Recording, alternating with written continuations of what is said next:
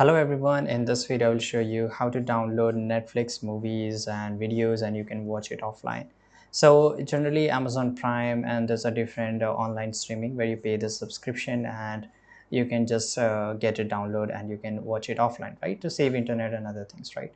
So we'll check out whether Netflix give us or not. So I have a subscription here. Let's say I will just go to any of the option here. So I will just go and click on it.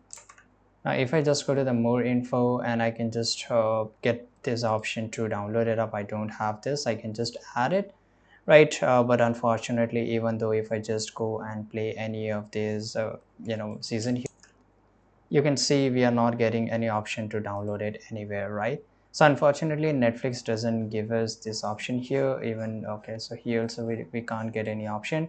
So we don't get this option to download. You can watch it completely online, but to watch it, you have to buy the subscription, just like me, right? Thanks for watching this video. If you found this information really useful, subscribe.